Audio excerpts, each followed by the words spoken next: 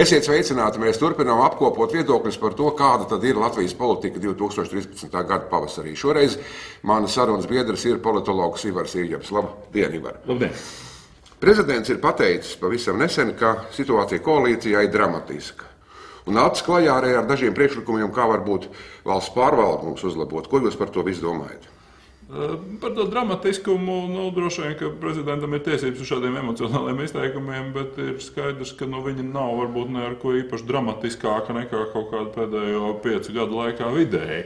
Savukārt, kas attiecās uz tiem piedāvājumiem mainīt politisko sistēmu, tas izklausās pietiekoši interesanti, un es domāju, ka valsts prezidents patiešām varētu turēt to solījumu, ko viņš deva jau pagājušajā gadā par to, ka viņam vajadzētu iniciēt kaut kādas satversmes reformas, jautājums tikai kādā veidā. Un cik lielā mērā tas, ko šobrīd saka prezidents un viņa pārstāvi, vispār ir ietērpjams kaut kādos reālos likumprojektos.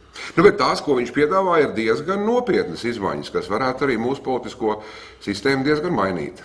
Tas, ko, teiksim tā, es domāju, izpildvaras ziņā šo. Tieši tā, tur ir diezgan pagrūti saprast, kā tas reāli varētu darboties, jo ja tā ideja ir tāda, ka parlaments apstiprina tikai ministru prezidentu un tad ministrs prezidents brīvi izvēlās ministrus, tā ir diezgan netipiska sistēma parlamentārām republikām. Tas ir tradicionāli prezidentālu sistēma variants, tā kā Amerikā ievēl to Amerikas prezidentu tiešā veidā, un tad viņam ir pilnīgi brīvas rokas. Viņš var darīt visu, ko viņš pats uzskata par vajadzīgu, viņš var nosaukt tur, visāds universitātes profesors par ministriem un tā tālāk, tas viņš pats nes to atbildību par to visu. Jautājums, kā tas var strādāt parlamentārā sistēmā, jo ir skaidrs, ka lai parlaments balsotu par kaut kādu ministru prezidentu kandidātu X, tam parlamenta partijām drausmīgi gribēsies redzēt, kas tad būs tie cilvēki, kas pārvaldīs kaut kādas nozares, jo pretējā gadījumā viņi vienkārši nebalsos par kaut kādu kaķi maisā.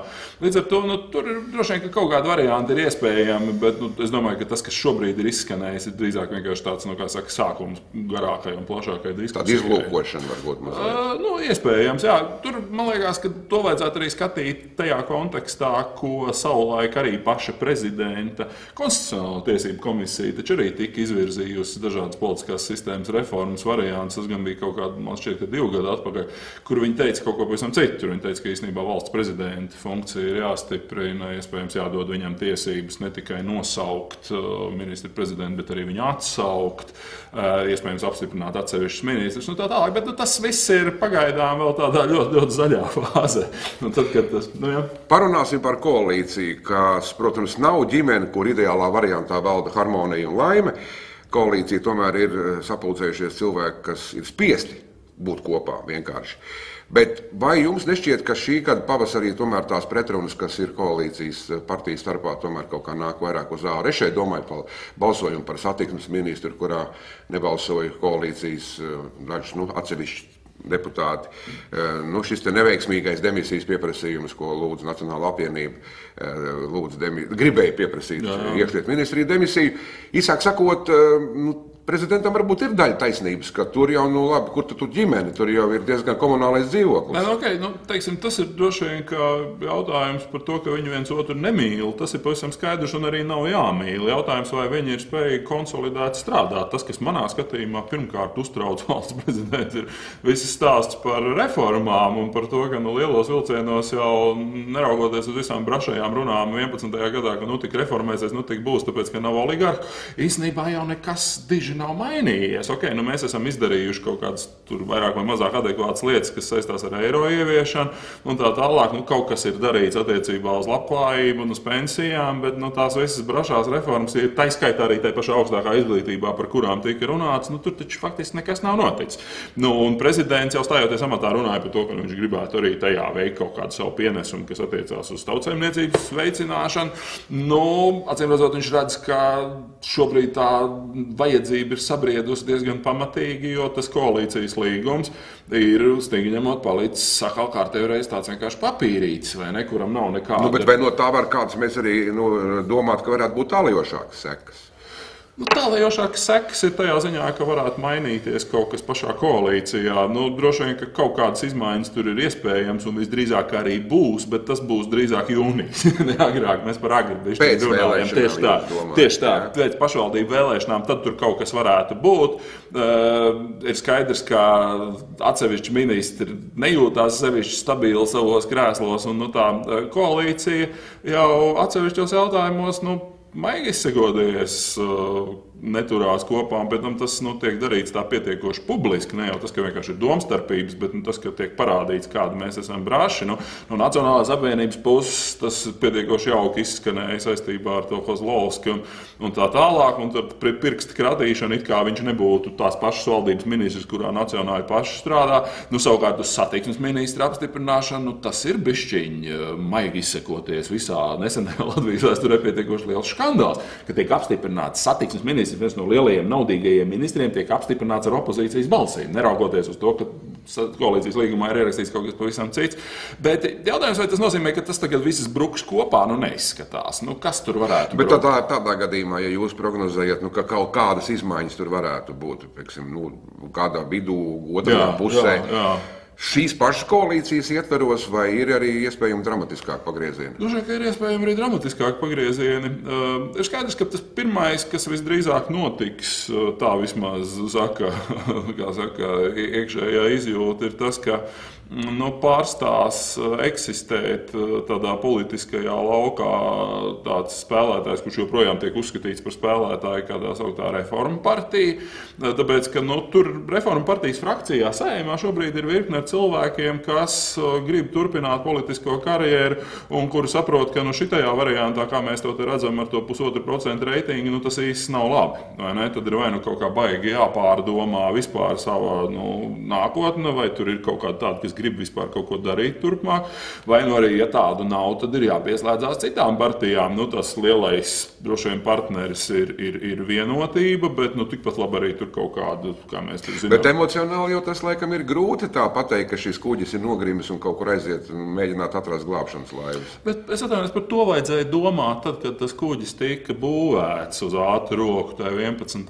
gadā, jo tobrīd jau visiem bija skaidrs, ka tobrīd šausmīgi cilvēki bija sapriecājušies par to, ka Zatlers ir beidzot slikto Saeimu atlaidis un bija gatavi viņam par to atdot savas balsis, tīri labi zinot, ka tas pamatkontingents ir, kā lai to saka, lauka iedzīvotāji, kuri lielākoties vispār varbūt nav īpaši politiski informēti un tā tālāk. Daļa no viņiem, ne visi nekādā gadījumā, bet tie, kas, ja mēs paskatāmies, kur tad atradās tie Reformu partijas galvenie atbalstītāji, vai ne? Un no tāda viedokļa raugoties, tur tobrīd visiem šausmīgi gribējās iesaisties tajos krēslos. Gan iesaisties ministra krēslos, vai ne, kā tur izglītības zinātnes un pašvaldība un tā tālāk, gan arī iesaisties tajos Saeimas krēslos. Zatlers viņiem piedāvā šādu ekskluzīvu iespēju to izdarīt. Kāpēc to neizmantot? Bet tagad pamēģināsim pamodelēt, varbūt tas gan ir mazliet uz priekšu, bet pieņemsim, ka šī partija, visticamāk beidz varbūt, vai kaut ko jau viņi mēģinās piedāvāt uz pašvaldību, bet pēc gada, es domāju, lielās vēlēšanas. Kam varētu aiziet tie diezgan lielie procenti? Es saprotu, tur daži cilvēki aizies atradīs savas partijas, bet tur bija apmēram 20% tas balsojums. Jā. Kam varētu tad aiziet šīs balsis kādai jaunai partijai, kas varbūt varētu rasties, varbūt pat vairākas tādas būs? Grūti teikt.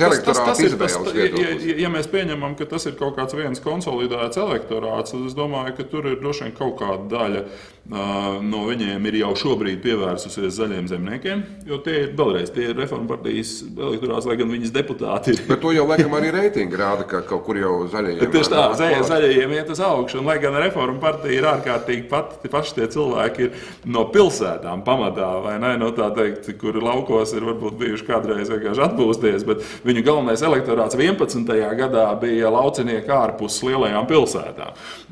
Tagad droši vien, ka viena no tādām dabiskām opcijām viņiem ir zaļie zemnieki, kas pietiekoši labi jūtās opozīcijā un kuriem ir tīri labi reitingi. Un tad jau skaidrs, ka nākamajā gadā visdrīzāk būs atkal kaut kādi jauni, kā saka, tautas glābēji. Tur jau bez tā jau neiztiks, jo jūs paskatāties uz tiem vienotības reitingiem, tie ir arī pietiekoši pašvaki vai neizlēmuši saņēmušo skaits ir diezgan liels. Gan jau, ka jautājums, vai tas atkal tur saistīsies ar šo Eināra Repšas projektu, vai tas saistīsies varbūt ar kaut kādu iespējamu Ingūnas Sudrabas un draugu projektu. Tas ir šobrīd vēl bišķiņ par agru teikt. Jau izslēgts, ka Repša Sudraba iet kopā. Viņi tur kaut kādas riebeklības viens par otru bija pateikuši, bet to droši vien arī var aizmirst pie vajadzības.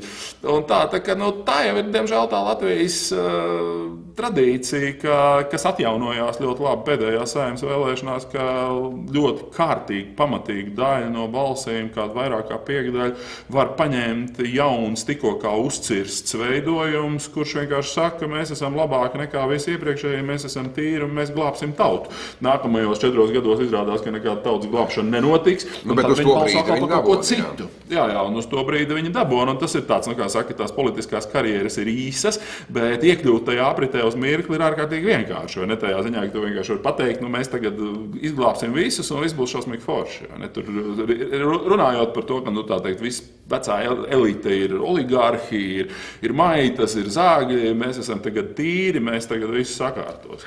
Tad rezumējot mūsu īso sarunu, mēs varam skatīties un raudzīties, kas notiks pēc pašvaldību vēlēšanām, jo īpaši pēc Rīgas, un tad skatīties, kādas veids politiskās kustības mūsu partijas. Līdz tam laikam nekas dramatisks nebūs. Jā, līdz tam būs tāda, kā saka, maķenīt tāda šizofrēniskā no tā priekšvēlēšana gaisotnē arī. Šizofrēniskā no tā viedokļa, ka tās valdības partijas kasīsies savā starpā un droši vien atkal būs pietiekoši daudz visādi demisijas pieprasījumu un visādi kritiski izteikumi. No otras puses Rīgā, kā mēs to redzam vismaz no Sarmītas Elertes kundzes spožajiem izteikumiem Rīgā, viņi tiek tēlot, ka ir drausmīgākā valstisko spēku koalīcija, kura tagad sagraus saskaņas centru, vai kaut arī viss tīri labi redz, ka tur nekādas dižas draudzības starp tiem nosacīt valstiskajiem spēkiem nemaz nav. Tā, ka, tādā ziņā droši vien, ka viņa īstenībā jau nav jau vairs daudz laika. Vai ne, ir faktiski nepilni 2 mēneši, un tur diezin vai kaut kas tādā valdības līmenī mainīsies. Paldies! Ar interesi sekosim notikuma attīstībai. Mans sarunas biedrs šodien bija politologs Ivars Ieps.